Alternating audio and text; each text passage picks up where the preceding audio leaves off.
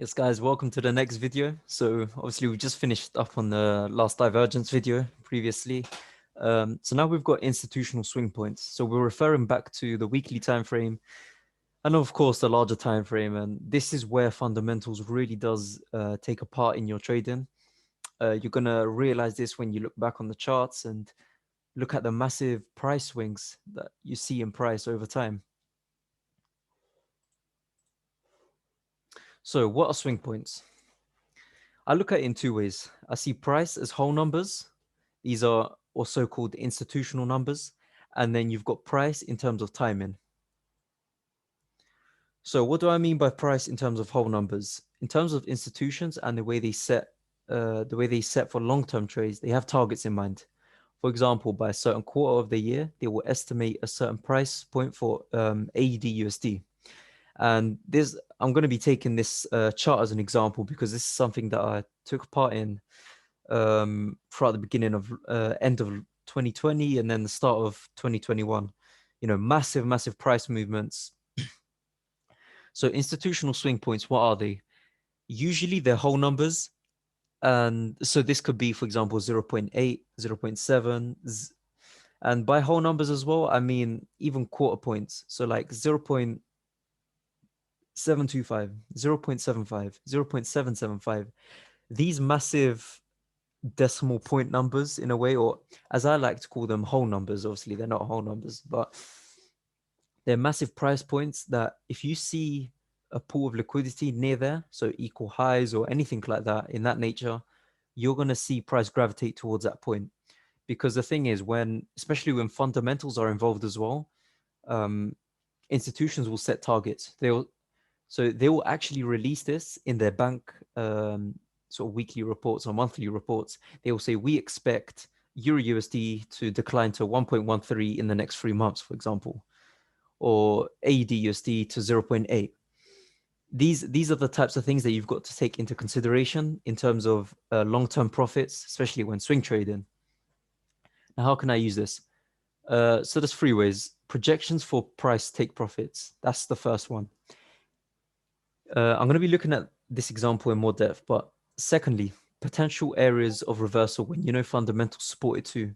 So if we get to a certain area and you understand that fundamentals are changing at that point, could be interest rates, could be other types of monetary policies, fiscal policies in terms of taxes, anything like that, trade, you trade with other countries, exports, imports, you understand that there might be a reason for price to reverse at that point. And it's very likely that that would happen. I mean, when we get into AU, the AU example at the moment, you're going to see this as clear as day. And then, of course, knowing which point of interest might be more valid than others. So if you've got, let me just highlight this right here. So let's just say, for example, you've got this point of interest, this point of interest, that point of interest. This is 0.8, 0.7675, blah, blah, blah, blah, blah, blah. You would look areas as whole numbers. These massive price moves, this is where price will gravitate towards.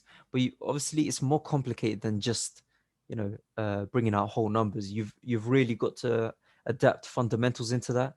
But the main point of this is take profits and understanding areas of reversal.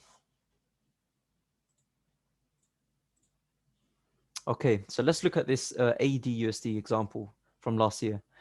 So that highlighted area, that was the beginning of 2020. We started moving upwards.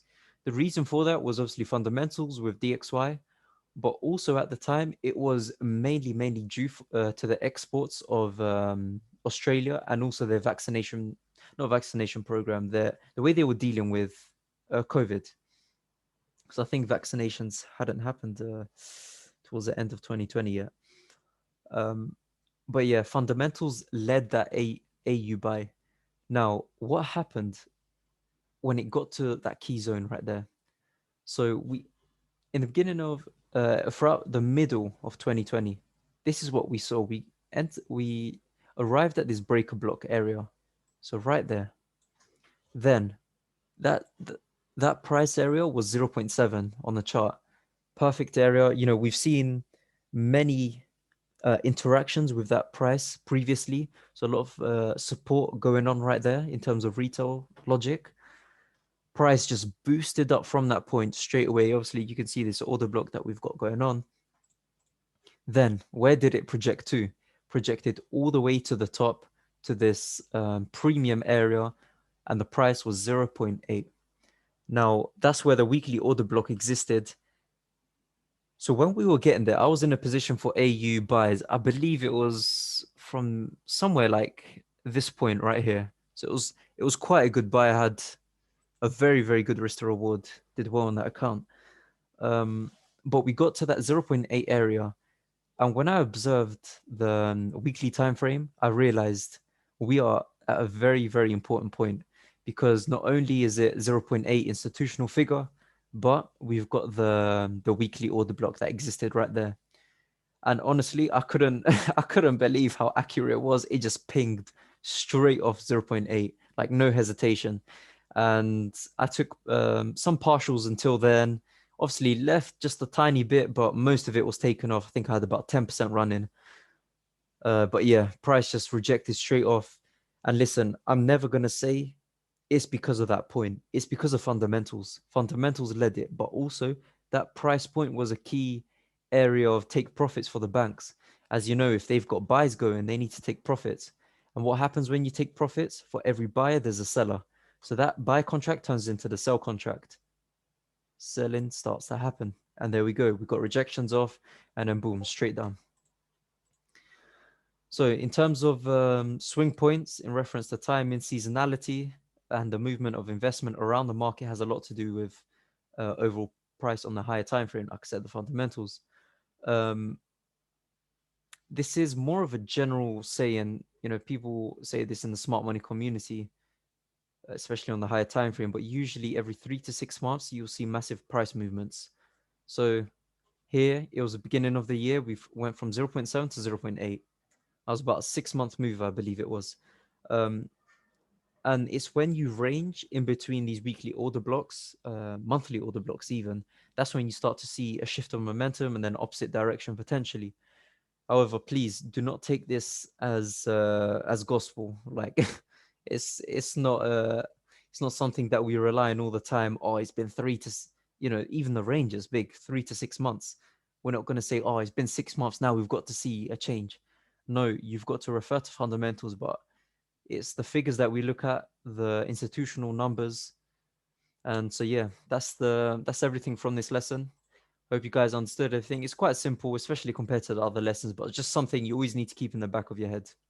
Anyways, guys, take care, and I'll see you in the next video.